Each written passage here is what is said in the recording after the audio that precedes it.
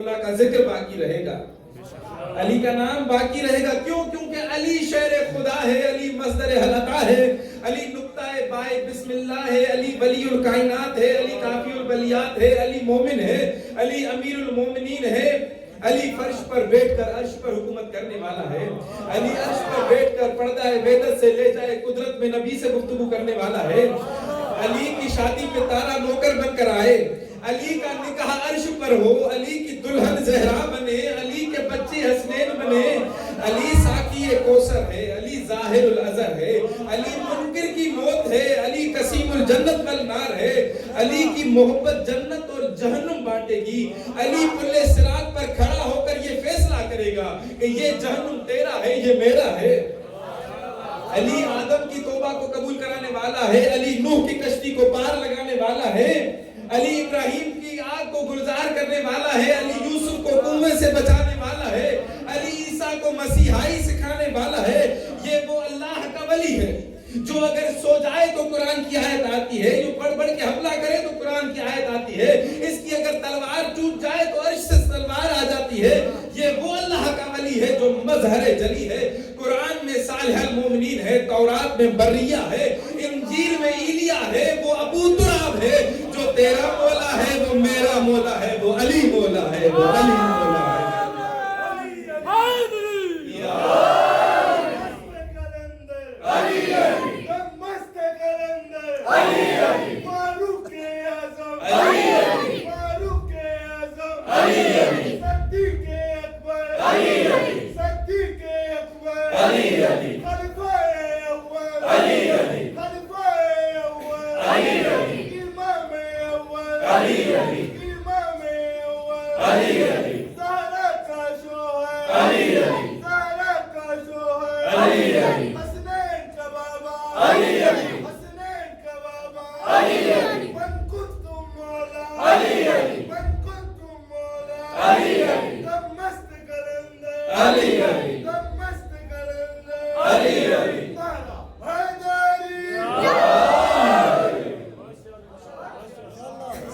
خدا آپ کی عزتوں میں اضافہ کرے. قبلہ میں عرض کروں کہ چھوڑ دوں گر نام حیدر تو کس کا نام لوں، چھوڑ دوں گر نام حیدر تو کس کا نام لوں، وقت کا مرہب گر اٹھائے سر تو کس کا نام لوں، لکھوں اگر تلوار کے جوہر تو کس کا نام لوں، سامنے ہو گر در خیبر تو کس کا نام لوں. ایک محمد، ایک علی، ایک فاطمہ، دو ان کے لال جب کوئی نہیں ہے، ان سے بہتر تو کس کا نام لوں. میں عرض کروں کہ یہ جو دم مست کلندر ہے یہ خالی نعرے کی حد تک نہیں ہے، انہوں نے کام بھی کیا اللہ کے ولیوں نے. یہ اللہ کے ولی فقیر بن کر جاتے تھے محلوں میں، علاقوں میں. یہ جو آپ دیکھتے ہیں کہ یہ شیعت پھیلی ہے، یہ ایسا ہی نہیں پھیلی. اس کی اگر بیس کم کر دیں تو آواز صحیح سمجھ میں آئے گی. بیس کم کر مثلا یہ آپ سب مولا کے فقیر ہیں نا. مولا کا فقیر جو ہے وہ چونکہ ہم ولایت کو ماننے والے ہیں، علی کے ماننے والے ہیں، تو عرض خدمت یہ کہ یہ جو مولا کے فقیر دنیا کے کونے کونے میں گئے تو ان کی تبلیغ کا کیا طریقہ تھا. کوئی ایک روش ہوگی، ایک طریقہ ہوگا، طور طریقہ ہوگا، اس طریقے سے لوگوں کو یہ دین کی طرف لاتے ہوں گے. اگر آپ تمام فقیروں، اولیاء، اوصیاء کے سوانح حیات کو پڑھ لیں تو ان سب کے تبلیغ کا صرف ایک ہی روش تھی اور ایک ہی طریقہ تھا، وہ تھی محبت علی. جو موضوع تھا ان کی تبلیغ کا وہ تھا مولا علی کی محبت. اور یہ ایک ایسی محبت ہے جو اپنے اور پرائے کو ایک جگہ پر اکٹھا کر دیتی ہے، جو کہ پیغام غدیری بھی ہے اور بہشت کی امیری بھی. اور جب میں یہ لفظ فقیر کہتا ہوں نا قبلہ، شاید کچھ ناراض ہوں کہ ہمیں فقیر کہہ رہے ہیں. قبلہ فقیر کی ایک بڑی عظمت ہے. فقیر اسے نہیں کہتے جو دنیا کو ٹھکرا دے. مثلا آپ دیکھیں، ہم جو دیکھتے ہیں سامنے جو گزرتے ہوئے پھٹے پرانے کپڑے پہن کر ایک فقیر در در سے مانگ رہا ہے تو آپ سمجھتے ہیں کہ یہی فقیر کی ڈیفینیشن ہے. ایسا نہیں ہے. جسے میں بلکہ آسان یہ کر دوں، جسے دنیا ٹھکرا دے اسے بھکاری کہتے ہیں، اور جو دنیا کو ٹھکرا دے اسے فقیر کہتے ہیں۔ اسی لیے میرے مولا علی کا ایک لقب ہے امام الفقراء۔ علی وہ ہیں جو فقیروں کے امام ہیں، علی وہ ہیں جو شاہ ولایت ہیں، علی وہ ہیں کہ جن کی محبت کے بغیر کسی کو ولایت ملنے والی نہیں ہے۔ اسی لیے چاہتا ہوں کہ ان فقیروں کے درمیان مولا کے کچھ فقیروں کا تذکرہ کر چلو۔ ایک کا نام ہے جلال الدین رومی، بہت بڑے شاعر گزرے۔ آج بھی آپ اپنی کتابوں میں جب اشعار پڑھتے ہیں تو نیچے لکھا ہوتا ہے مولوی، یہ مولوی جلال الدین رومی کا تخلص ہے۔ ان کے سامنے سے ایک مرتبہ حضرت شمس تبریز کا گزر ہوا، انہوں نے کتابوں کے انبار کو دیکھا اور دیکھنے کے بعد کہا کہ ان چیز یہ کیا ہے، ٹھیک ہے؟ تو جلال الدین رومی نے ان کے لباس کو، حلیے کو دیکھا اور دیکھ کر کہا کہ اس فقیر کو کیا پتا کہ یہ کیا ہے؟ کہتا ہے کہ ان علم است کہ تو نہ دارد، یہ وہ علم ہے جو تیرے پاس نہیں ہے۔ حضرت شمس تبریز کو جلال آیا، کہا جس چیز کو ہم نہیں جانتے وہ ہے کیوں؟ کیا کیا؟ کتابوں کو اٹھایا، ساتھ میں تالاب تھا، تالاب میں پھینک دی کتابیں۔ جسے ہم نہیں جانتے وہ کیوں وہ اس کا وجود نہیں ہونا چاہیے۔ جیسے یہ کیا تو جلال الدین رومی کو غصہ آیا، انہوں نے فقیر کیسا پاگل فقیر مجھے مل گیا، گلے لگ گیا، میری کتابوں کو سارا جو میں نے محنت کی وہ ساری میری ضائع ہو گئی۔ پہلے تو آپس میں لڑے جھگڑے، جب لڑ جھگڑ کے ہار گئے تو جلال الدین رومی ایک کونے میں جا کے رونے لگے، اور رونے والے پر فقیر کو ترس آیا، کہتا ہے روتا کیوں ہے؟ ہاں میں تجھے چپ کرا دوں۔ لے گئے دوبارہ تالاب میں، ہاتھ ڈالا پانی میں، کتابوں کو نکالا۔ اب جب کتابوں کو نکالا تو ان سے گرد اور مٹی نکلنے لگی۔ یہ دیکھ کر حیران ہوئے جلال الدین رومی اور کہنے لگے کہ ان چیز یہ کیا ہے؟ تو مست ہو کر فرماتے ہیں شمس تبریز کے، کہتے ہیں کہ یہ وہ علم ہے جو تو نہیں جانتا۔ اور اس کے بعد جلال الدین رومی نے 12 سال تک شمس تبریز کی غلامی کی، اور غلامی کرنے کے بعد یہ فکریں کہتا ہے مولوی ہرگز نہ شد مولانا روم تا غلام شمس تبریزی نہ شد۔ کہتا ہے میں اس وقت تک ایک عالم ہی نہیں بنا جب تک علی کے غلام کی غلامی نہیں کی۔ سمجھ رہے ہیں؟ اسی طرح کلندر لال شہباز کی جن کا نعرہ لگایا گیا دم مست کلندر علی علی، ان کے والد کا نام ہے محمد اور ان کے دادا کا نام ہے ابراہیم مجاد۔ جو کربلا گئے ہیں انہوں نے ان کی زیارت کی ہوگی، اور جو نہیں گئے ان کے لیے دعا کرتے ہیں کہ اس جشن پاک کی عیدی کے توفیل پروردگار ہمیں جو ہے یہ عیدی عطا کریں کہ ہم جائیں وہاں پر زیارت کر کے آئیں۔ اچھا، جیسے ہی آپ باب قبلہ سے اندر داخل ہوں تو ایک ہاتھ پر حبیب ابن مظاہر کی، مولا حسین کے حرم کی بات کر رہا ہوں، حبیب ابن مظاہر کی قبر ہے، اور اس کے سامنے ہی محمد ابن ابراہیم مجاد کی قبر ہے۔ اور میں نے آگا جانا جس صاحب سے سنا کہ وہ کہتے ہیں کہ یہ ان کے دادا ہیں، کہ ان کے کلندر لال شہباز کے، ان کے والد کی قبر چونکہ کرمان، ایران کے شہر کرمان میں ہے، اور انہیں مجاب اس لیے کہا گیا کہ جب بھی انہوں نے مولا حسین کی زری کو سلام کیا اندر سے جواب آیا، اور اسی زری سے یہ صدا آئی تھی کہ اپنے بیٹے کو سندھ بھیج۔ آج ہماری کتابوں میں، میرے خیال میں 6ٹھی 7ویں کتابوں میں یہ پڑھایا جاتا ہے کہ سندھ کو محمد ابن قاسم نے فتح کیا۔ میں کہتا ہوں جاؤ جا کے سندھ کی گلیاں پھرو، جاؤ جا کے سندھ کے چوراہے پھرو، جاؤ جا کے سندھ کا ہر ایک چوک پھرو۔ اگر تمہیں سندھ کے ہر چوک پر تلوار لچکی نظر آ رہی ہے تو سندھ کو محمد ابن قاسم نے فتح کیا، اور اگر سندھ کے ہر چوک پر غازی کا علم ہے تو سندھ کو کلندر نے فتح کیا۔ سندھ کی سرزمین پہ 2 امام زمانہ کے سپاہی سوئے ہوتے ہیں، ایک کلندر لال شہباز کہ جنہوں نے علی علی کروانا سکھایا، اور ایک شاہ عبداللطیف بھچائی کہ جنہوں نے حسین حسین کروانا سکھایا۔ ٹھیک ہے، آپ کے اس کشمیر، یہ اس علاقوں میں مثلا یہاں پر کیسے دین پہنچا؟ مثلا اگر انڈیا کے کشمیر کے سری نگر کی بات کریں، کیونکہ پہلے تو ایک ہی خطے تھے نا سارے، تو وہاں پر آئے سید علی حمدانی، جن کی آج بہت بڑی مزار ہے سری نگر میں. سید علی حمدانی کے خواب میں رسول خدا آئے اور انہیں آ کر کہا کہ آپ کہاں چلے جائیں؟ کشمیر چلے جائیں. اب جب یہ کشمیر میں آئے تو کیا دیکھتے ہیں؟ جادوگروں کا زور ہے اور لوگوں کو بے وقوف بناتے پھرتے ہیں اور لوگ بھی انہی کے کہنے پیروں کے پیچھے پیچھے ہیں. ان کا کوئی دین ایمان نہیں ہے، نہ لوگوں کا نام جادوگروں کا.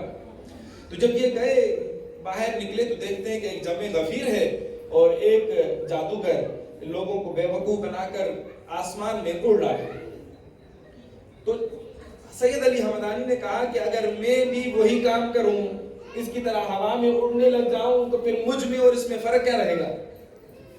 یہ کیا کرتے ہیں؟ اپنی جوتی کو آسمان پر پھینک دیتے ہیں اور وہ جوتی آسمان سے اتنی مرتبہ جادوگر کے سر پر پڑتی ہے کہ وہ بے ہوش ہو کر زمین پر گر جاتا ہے. سارے کا سارا کشمیر مسلمان ہو جاتا ہے. سمجھ لیں؟ یہ ہے علی کے فقیروں کی طاقت کہ جنہوں نے ہر طرف جا کر، آپ دیکھیں افریقہ کے کہاں کہاں جنگلات، وہاں پر بھی جائیں تو مولا حسین کا چھوٹا سا علم لگا ہوا ہے، ماتم عزاداری ہو رہی ہے. یہ مولا کے فقیروں نے کام کیا ہے جا کر وہاں پر. ورنہ یہ دور دراز پہاڑی علاقے، جنگلات، جہاں پر اگر آج کل ہم اتنے بڑے ترقی یافتہ سسٹم کے اندر رہ رہے ہیں، پھر بھی ہمیں جانے میں، وہاں پہنچنے میں 2 3 4 دن لگ جاتے ہیں، اور وہاں پر جائیں تو وہاں پر بھی لوگ جو عزاداری کر رہے ہیں. بلکہ اللہ نے ایسا لطف کیا مولا حسین پر کہ مولا حسین نے اپنا سب کچھ اللہ کی راہ میں لٹا دیا. اللہ نے اس کا صلہ کچھ اس طرح دیا کہ جہاں جہاں پر اللہ کی صدا، مسجد نہیں بھی ہے، وہاں وہاں پر بھی ادا خانہ امام حسین موجود ہے. یہ خدا کا بدل ہے کسی کو ملنا. اب جس طرح آج کے زمانے میں اگر ہم چاہیں کہ دوبارہ لوگوں کو مسلمان کریں، لوگوں کو مومن کریں، لوگوں پر کام کریں، تو کیسے کر سکتے ہیں؟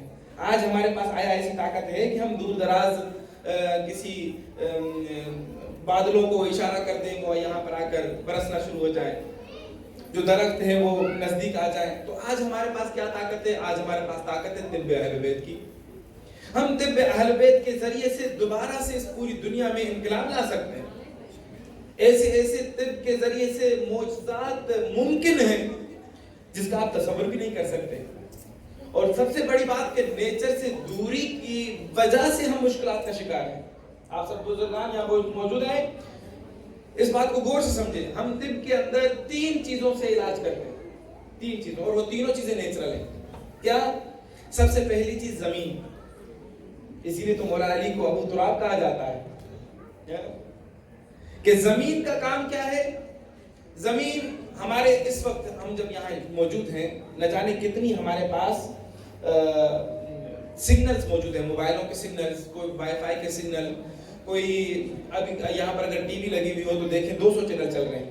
ٹھیک ہے، تو ان 200 چینلز کے سگنلز ڈش لگا دیں تو 500 اور 1000 چینل چل رہے ہیں. اس کا مطلب ان کے سگنلز بھی یہاں موجود ہیں جو کیچ کر کے وہ ٹی وی دکھا رہا ہے آپ کو. اس کے بعد پھر ڈیفنس سسٹم، ہر ملک کا ایک ڈیفنس سسٹم ہوتا ہے، ان کے سگنلز. اس وقت ہم لاکھوں میگنیٹک فیلڈ اور ویز کے درمیان میں موجود ہیں. تو اس سے کیا ہوتا ہے کہ ہماری کچھ اپنی باڈی جو ہے وہ بھی میکینیکل سسٹم اور کیمیکل سسٹم پہ چلتی ہے. کبھی ہمارے یہاں پروٹین زیادہ ہو جائے گا، کبھی سالٹ زیادہ ہو جائے گا تو بلڈ پریشر ہو جائے گا، سالٹ کم ہو جائے گا تو بلڈ پریشر لو ہو جائے گا. کہیں پر ہمارے وٹامن ڈی کم ہو گئی تو ہڈیوں کی کمزوری ہو جائے گی. مثلا یہ سارا سسٹم ہمارا میکینیکل چل رہا ہے، ایک چیز کم ایک چیز زیادہ. اسی لیے آپ کو کہتے ہیں نا موبائل آگے نہ رکھیں. موبائل آگے رکھیں کیا ہوگا کہ موبائل کے سگنل، آپ کے دل کے سگنل، میکینیکل سسٹم جو چل رہا ہے کہیں وہ ڈسٹرب نہ ہو جائے. اور ڈسٹرب ہو جائے گا تو ہارٹ اٹیک ہو جائے گا. تو کیا کرے؟ اللہ کتنا بڑا حکیم ہے، اس نے زمین ایک ایسی خلق کی کہ اگر اس زمین پر میں پاؤں رکھوں، ننگا پاؤں، مثلا چپل نہ پہنی ہوئی ہو، تو زمین کی جتنی بھی نیگیٹو فریکوینسی میری باڈی کے اندر ہے اس کو کھینچ لیتی ہے. جو بچے زمین پر اور مٹی پر کھیلتے ہیں وہ کم بیمار ہوتے ہیں نسبتاً وہ شہری بچوں کے جو گھروں کے اندر وہ صاف ستھری زندگی گزارتے ہیں. زمین بیمار ہونے نہیں دیتی. اسی لیے تو امام حسن عسکری علیہ السلام کی ایک حدیث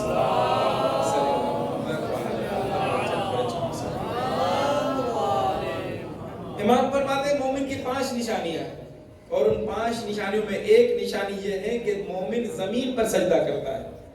یہی وجہ ہے کہ ہم ٹکیا، مٹی کی ٹکیا پر سجدہ کرتے ہیں. ٹھیک ہے. اور جب آپ یہ جو ڈپریشن انزائٹی ہوتی ہے نا لوگوں کو، اگر زمین کے ساتھ تعلق رکھیں تو زمین کا جب ہم سجدے میں جاتے ہیں تو جتنی بھی نیگیٹو میگنیٹک فیلڈ ہماری دماغ کے اندر موجود ہے وہ زمین کھینچ لیتی ہے. ایک یہ علاج کرتے ہیں. دوسرا ہم علاج کرتے ہیں ڈائٹ پلان سے. ڈائٹ پلان مثلا ہر ایک انسان کا ایک وزن ہے، اس وزن کے مطابق ہم سبزیاں اور فروٹ، ایک چارٹ بنا ہوا ہے اس کے مطابق. یہ عابد بھائی یہاں بیٹھے ہیں، یہ آپ لوگوں کو بتا سکتے ہیں بعد میں، یا یہ ڈائٹ پلان چارٹ پلان آپ کو دے سکتے ہیں کہ اس کے مطابق اگر آپ سبزیاں اور فروٹ کھائیں تو آپ بیماری نہیں ہوں گے، بہت ساری بیماریاں ختم ہو جائیں گی. مگر ہم کیا کرتے ہیں کہ ہم وہ نقلی چیزیں تو بازار سے خرید کے کھانا پسند کرتے ہیں، مگر وہ نیچرل چیزیں اور سبزیاں اور فروٹ ہیں اس کو نہیں کھاتے، تو بیمار ہوں گے. چونکہ اللہ نے ہماری پوری باڈی کو ایک سینسر، جس طرح بہت بہترین گاڑیاں ہوتی ہیں نا، وہ ٹوٹلی سینسر پہ چل رہی ہوتی ہیں. مطلب اسپیڈ بریکر آ جائے گا تو سینسر اس بتا دے گا وہ اسپیڈ کم ہو جائے گی.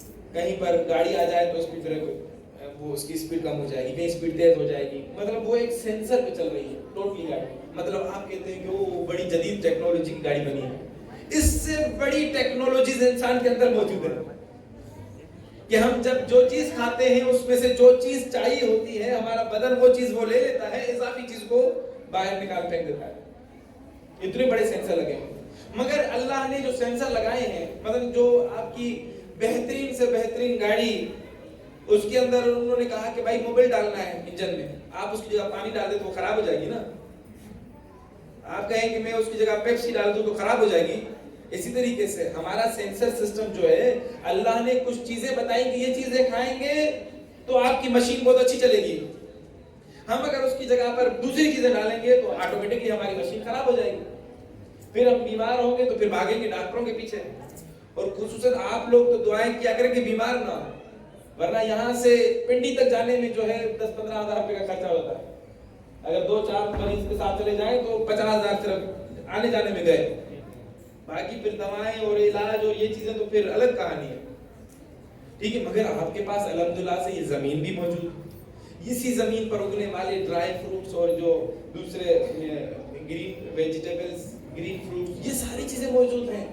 ان کا استفادہ کیوں نہیں کرتے؟ کیوں وہ 50,000 صرف آنے جانے میں خرچ کرتے ہیں؟ وہ 50,000 کی اگر آپ سبزیاں لے لیں، فروٹس لے لیں، وہ اپنے بچوں کو کھلائیں تو آپ کی بیماریاں ہی ختم ہو جائیں گی، تکلیف ختم ہو جائے گی، ذہنی ٹینشن ختم ہو جائے گی. ابھی بھی کسی نے ہماری دعوت کی تھی کہ آپ ہمارے پاس آئیں، ان کی بچی کو کینسر تھا، وہ ٹھیک ہوا الحمدللہ. تو ان کا جو تھا، میں وہی سوچ رہا ہوں، کل بھی ہمارے یہاں کسی کی دعوت تھی تو وہاں پر بھی وہ کینسر کچھ بہتر ہوئے تو انہوں نے ہمیں بلایا کہ آپ ہمارے گھر آئے ہوئے ہیں یہاں پر. تو اتنا کینسر آیا یہاں کیوں ہے؟ یہاں تو نہیں ہونا چاہیے تھا. یہ تو ہوا یہاں کی آپ کی تازی ہے. ہمارے کراچی میں تو آ جائیں آپ، اپنے لاہور میں تو چلے جائیں، کتنا پولوشن ہے، کتنی گاڑیوں کی رش ہے. یہاں تو اتنا نہیں مسئلہ. یہاں تو آپ کی تازی آب و ہوا ہے. گرینری کو دیکھتے ہیں تو آپ کی آدھی بیماری تو ویسے ختم ہو جانی چاہیے. ٹھیک. تو آپ اس کا استفادہ نہیں کرتے، نیگیٹو استفادہ کریں گے، فطرت کے مخالف چلیں گے تو بیمار ہوں گے. اور تیسری چیز، مثلا بہت سارے لوگوں کی، مثلا میں اگر آپ لوگوں سے سوال کروں ہمارے کتنی کڈنیز ہیں؟ کتنی کڈنیز ہیں کس کو پتا ہے؟ 2 یا 3؟ مگر ہماری 3 کڈنیز ہیں. 2 کڈنیز جو آپ نے نام سنا ہے. تیسری کڈنی کیا ہے؟ ہماری اسکن. جو ہماری اسکن ہے یہ سب سے بڑی کڈنی ہے.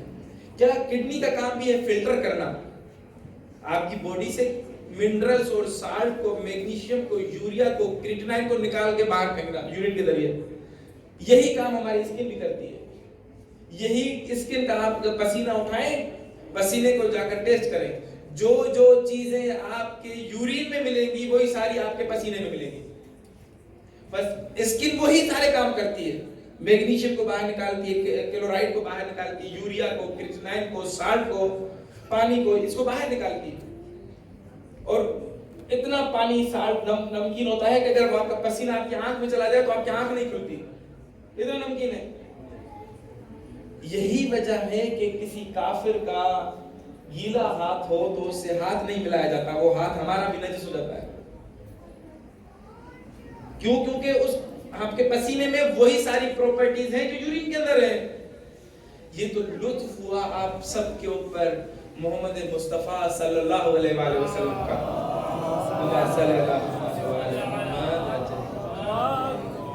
کہ جس پر صرف آپ نے کلمہ پڑھا تو آپ کا پسینہ پاک ہو گیا۔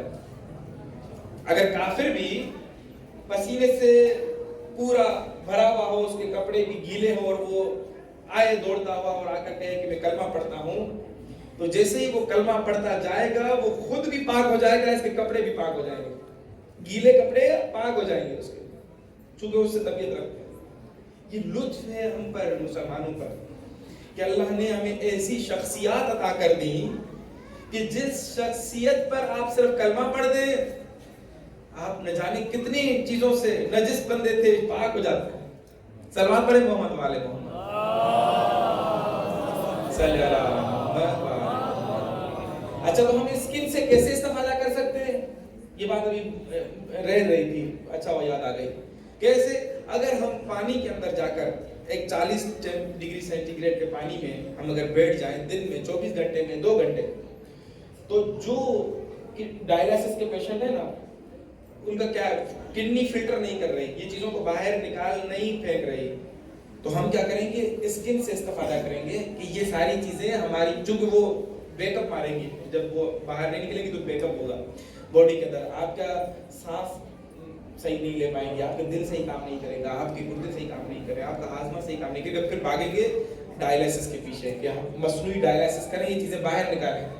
مگر نیچرلی آپ کر سکتے ہیں۔ آپ اگر اس تالاب میں بیٹھ جائیں 2 گھنٹے اور پانی کا جو ٹیمپریچر ہو وہ 40 ڈگری ہو، تو ہوتا کیا ہے؟ ہمارے اوپر اس وقت نہ جانے کتنا ایٹماسفیرک پریشر موجود ہے اس وقت، اور یہی وجہ ہے کہ اس ایٹماسفیرک پریشر کی وجہ سے میں اگر کوئی بھی چیز کو پھینکوں تو وہ نیچے گرے گی، اوپر پھینکوں پھر بھی نیچے گرے گی، ٹھیک ہے؟ ایک وزن ہے جو کہ اس کو نیچے گرا دیتا ہے۔ اگر ہم پانی کے نیچے جا کے بیٹھتے تو وہ وزن ڈبل ہو جاتا ہے۔ مثلا ایک پانی میں بیٹھیں گے تو وہ پانی کا اگر وزن کریں تو 2 من تو وزن، 3 من تو وزن ہوگا، سمجھے؟ اس 3 من کے وزن کے نیچے آپ بیٹھے، ٹھیک؟ تو وہ پریشر جب پڑے گا تو آپ کے باڈی کے جو پورز ہیں، سوراخ ہیں، وہ کھل جائیں گے، اور یہی جو چیزیں آپ کی یورین کے ذریعے سے پاس نہیں ہو رہی تھی وہ اسکن کے ذریعے سے پاس آؤٹ ہو جائیں گی۔ سوجن ہوگی تو وہ سوجن اتر جائے گی، ڈائلائسس کی ضرورت نہیں پڑے گی، کچھ دنوں میں وہ انہیل ہونا شروع ہو جائیں گی آپ کی اندر والی کڈنیز، باہر کے پورز بھی کھل جائیں گے اور اندر کی کڈنیز بھی کھل جائیں گے۔ دیکھیے یہ نیچر ہے، اللہ اتنا بڑا حکیم ہے، وہ انسان کو خلق کر کے بھول تھوڑی گیا اس کو، اس نے اس کے جتنی بھی اس مشین کے خراب ہونے کے چانسز تھے اللہ کو پہلے سے پتا تھا، اللہ نے ان سب کے اسباب بھی اس کائنات میں رکھ دیے، مگر ہم ان سے استفادہ نہیں کرتے۔ ہم کہتے ہیں کہ بس یہ دوا کھائیں اور اس پر ٹھیک ہوں، وہ دوا ہمارے ضرر کا باعث بنتی ہے۔ آج آپ دیکھیں اچھی ہاسپٹلز، اچھے ڈاکٹرز، اچھے روڈ راستے، اچھی گاڑیاں، اچھے کھانا پینا، آج نسبتاً 50 سال پیچھے جائیں تو اسے تو ہم بہت زیادہ جو ہے ایڈوانس ہو گئے، تو ہماری عمریں اچھی ہو جانی چاہیے تھی، ہماری صحت اچھی ہو جانی چاہیے تھی، نہیں، مگر اس کے برعکس ہم سے زیادہ بیمار ہو گئے، ہماری عمریں چھوٹی ہو گئی۔ تو اس کا مطلب یہ ہے کہ کوئی ایک ایسا عنصر ہے جو ہمیں مریض بنا رہا ہے، ہمیں اس سے بچنا چاہیے، ٹھیک ہے؟ صلوات پڑھیں محمد والے محمد۔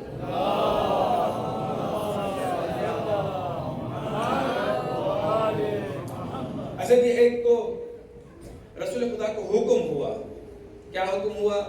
یا ایھا الرسول بلغ ما انزل الیک من ربک، پہنچا دے وہ، اے میرے رسول پہنچا دے وہ کیا جو آج سے پہلے تم پر نازل ہو چکا ہے اپنے رب کی طرف سے۔ اچھا، کمال کی بات یہ ہے، اور یہ اس چیز کو غور سے سمجھیں، جوان بچے بیٹھے ہیں، آپ کو پوری زندگی کام آئے گا۔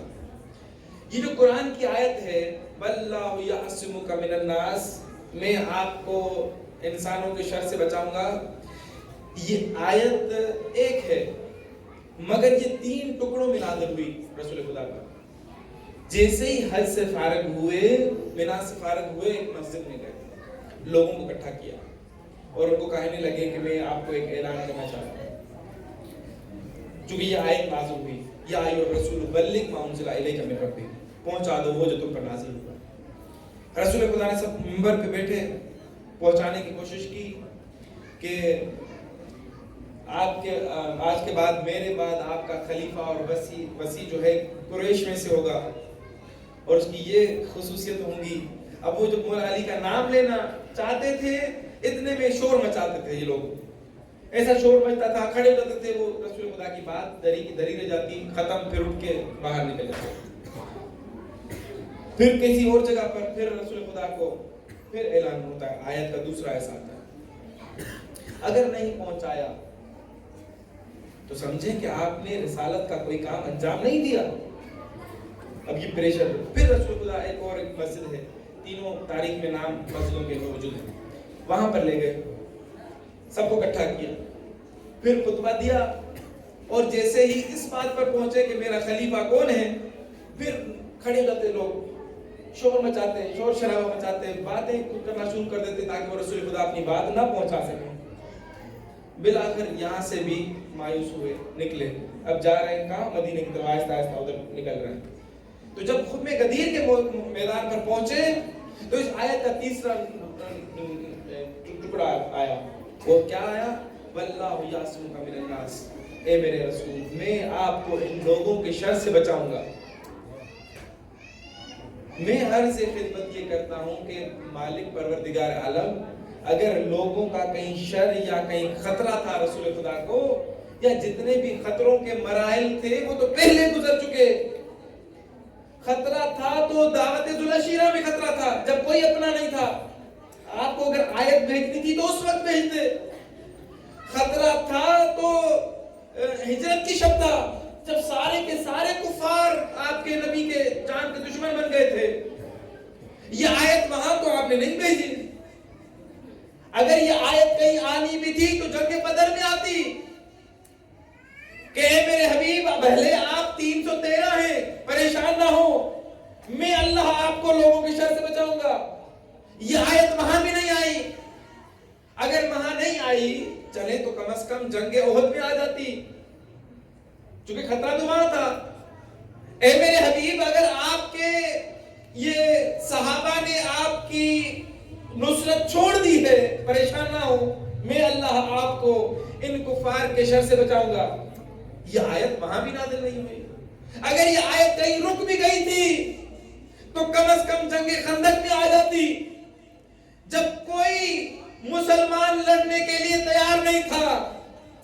बार बार अली मौला खड़े होते थे कि मैं जाऊं, तो अल्लाह को तसल्ली देने के लिए रसूल को ये आयत भेजनी चाहिए थी, ए मेरे हबीब, परेशान ना हो, मैं आपको इन लोगों के, इन कुफार के शर से बचाऊंगा।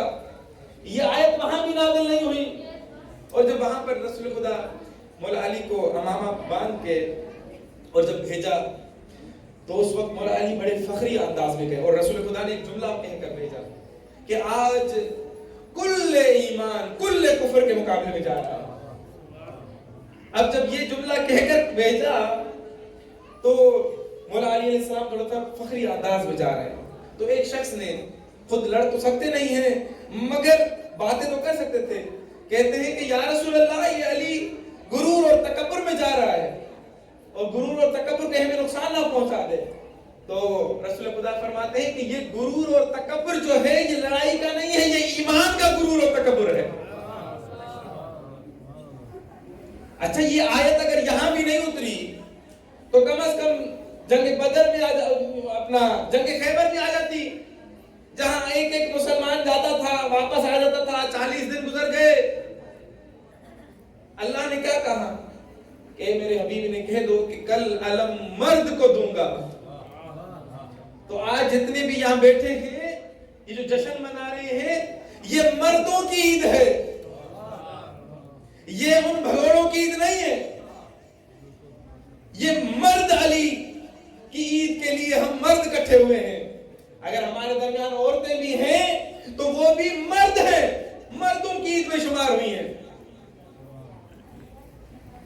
عرض خدمت کہ یہ اگر آیت وہاں بھی نازل نہیں ہوئی، جتنے خطروں کے مرحلے تھے وہ تو گزر گئے، یہ آیت اگر آنی تھی تو کم از کم جنگ جو کیا کہتے ہیں مکہ فتح ہوتے وقت آ جاتی۔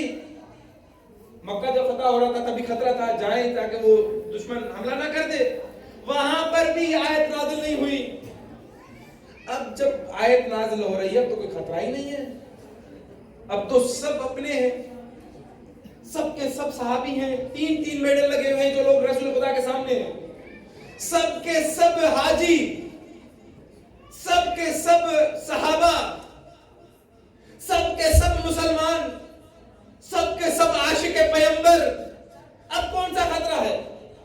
جتنے خطروں کے مراحل تھے وہ تو گزر گئے تھے، یہ آیت کو آنا تھا ان خطروں کے مراحل میں، تو آج معلوم کرنا پڑے گا کہ آج ایسا کون سا خطرہ ہے کہ جس سے بچانے کے لیے اللہ رسول خدا کو اپنی انشورنس دے رہا ہے، اپنی ضمانت دے رہا ہے۔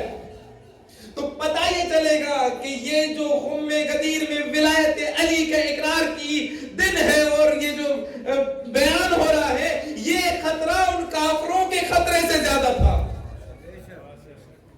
اور سب سے بڑی بات آپ دیکھیں کہ خم غدیر میں آپ نعرے بھی مارتے ہیں، بتاتے ہیں یہ لوگوں کو پالانوں کا منبر بنایا گیا۔ بھائی پالان کسے کہتے ہیں؟ جو اونٹ کے اوپر رکھا جاتا ہے اور اس پر بیٹھ کے سفر کیا جاتا ہے۔ اب یہ جو پالان ہوتے ہیں نا، یہ اکثر بھٹے پرانے میلے کچیلے ہوتے ہیں، چونکہ مہینے سفروں میں پڑے رہتے ہیں، آندھی اور طوفان میں ہوتے ہیں۔ یا رسول اللہ، اگر حضرت سلیمان کے تخت کو آصف بن برکھیا جو ان کا چھوٹا سا ایک ادنا سا غلام ہے، اس نے پلک جھپکنے میں تخت بلقیس لے آئے، آپ کے یہاں تو اتنا بڑا اعلان ہونے والا ہے، دین کی بقا کا اعلان ہو رہا ہے، دین کامل ہو رہا ہے آج، تو آج تو آپ عرش معلیٰ سے ایک ممبر منگوا لیں، مگر آج آپ جو ممبر بنا رہے ہیں وہ پھٹے پرانے میلے کچیلے پالانوں کو اتروا کے اس کا ممبر کیوں بناتے ہیں؟ اس کو میں آسان کروں، میں آغا صاحب سے گھڑی لے لوں کہ مولانا آغا صاحب مجھے گھڑی دے دیں، میں چونکہ مجلس پڑھ رہا ہوں، میں گھڑی میں دیکھوں گا 1 گھنٹے تک زیادہ نہ ہو جائے ٹائم تو میں آپ کو واپس کر دوں گا۔ اگر میں پڑھوں اور اتروں ہی نہ تو کیا ہوگا؟ آہستہ آہستہ ایک ایک کر کے پیچھے سے اٹھنا شروع ہو جائیں گے، مگر جس کی گھڑی میرے پاس ہے یہ کبھی بھی نہیں اٹھے گا۔ تو رسول اللہ نے بھی ان کے پالان اتروائے تھے جن کے بھاگنے کا خطرہ تھا، سمجھ رہے ہیں؟ صلوات پڑھیں محمد والے محمد۔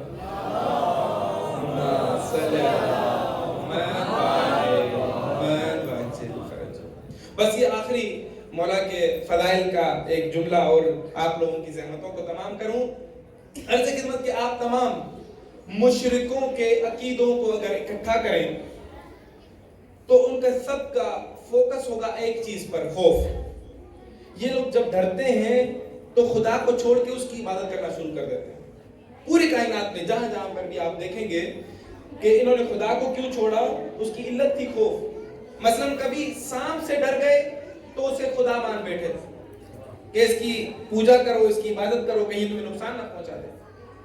کئی سورج کو گرن لگا تو اسے خدا مان بیٹھے کہ اس کی عبادت کرو، اس کی پوجا کرو، کہیں تمہیں نقصان نہ پہنچا دے۔ کہیں تارا گر کے ٹوٹا تو اس کی عبادت کرنے لگے کہ آج وہاں گرا ہے تو کل یہاں گرے گا، اس کی عبادت کریں کہیں تمہیں نقصان نہ پہنچائے۔ فرعون، نمرود، شداد ان 3 جھوٹے خداؤں کو مانتے رہے کہ ان کی عبادت کریں، پوجا کریں اور ان کی ہر بات کو مانیں۔ کیونکہ کہیں ہم تمہیں نقصان نہ پہنچا دیں، قتل نہ کر دیں، آپ کو بے گھر نہ کر دیں۔ ہم اس خوف کی وجہ سے دوسرے کو خدا مان بیٹھتے ہیں۔ کہیں پتھر گرے اور انسان ان پتھروں کے نیچے آگے دب جائیں تو کنکر کو شنکر سمجھ بیٹھتے ہیں۔ مگر کیا کہنے ابو طالب کے بیٹے علی مرتضیٰ کے کہ جنہوں نے بچپن میں ہی توحید کی ایسی عبادت کی کہ بچپن میں ہی سانپ کو چیر کے رکھ دیا کہ یہ سانپ خدا نہیں ہو سکتا۔ اللہ نے تارے کو دروازے پہ نوکر بنا کے رکھ دیا کہ یہ تارا خدا نہیں ہو سکتا. بتوں کو پاش پاش کر دیا کہ یہ بت خدا نہیں ہو سکتے. سورج کو پلٹا کے پوری کائنات کو یہ بتلا دیا کہ یہ سورج خدا نہیں ہو سکتا. اور اپنی پیشانی کو سجدے میں رکھ کے پوری کائنات